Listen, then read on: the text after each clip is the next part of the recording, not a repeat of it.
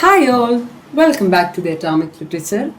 So today we are going to deal with an award-winning poem, Madras Central, written by an Indian English poet, writer and journalist named Vijay Nambisan.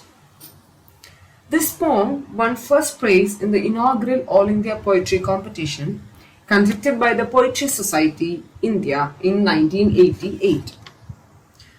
This particular poem is considered as a modern classic and it brings to mind Adele Strophe by the English poet Edward Thomas. This poem brings into your mind the truth that the strings in your life stays with you for a lifetime. This is a reflective and an introspective poem and capturing experience of arriving at a station. The poet Vijay Nambisan uses vivid imagery and sensory details to convey the atmosphere and the emotions surrounding to the moment of arrival.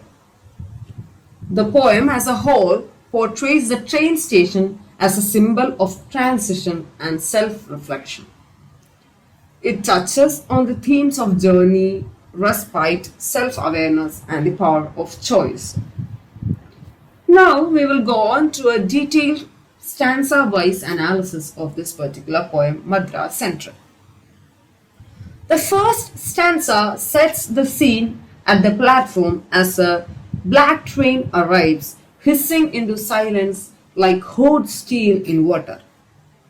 The narrator advises the porters not to be too hasty, as it is comforting to take a moment of respite after a difficult journey with all its dangers. Here, the narrator is advising the porter to take some sort of rest, as it is to the end of a difficult journey. You have to take some rest to refresh yourself. Then in the next second stanza, which reflects on the passage of time and distance, acknowledging the limitations of being in two places at once. The poet mentions going to have a cup of tea in a less than ideal restaurant, illustrating the need to find solace or peace even in the imperfect surroundings. In the next stanza, that is the third stanza, the poet's head begins to slow down as the journey recedes. There is a sense of reflection and contemplation, leading the narrator to decide not to smoke a cigarette just yet, focusing on ensuring everything is complete.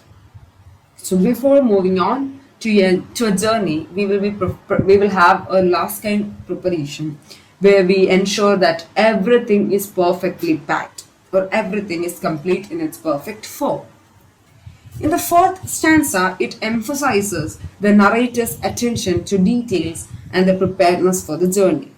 The everything which is accounted for, including the wallet, the white nylon bag with papers, a book and notes, and a brown case with all its straps secure.